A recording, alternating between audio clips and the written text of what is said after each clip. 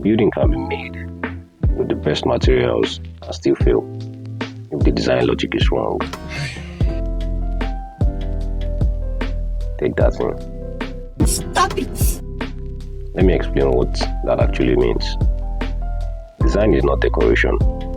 Design is decision making. Not lie.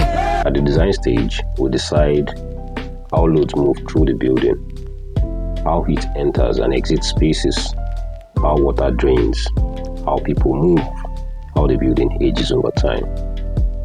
If these decisions are wrong, no amount of good construction can save the building.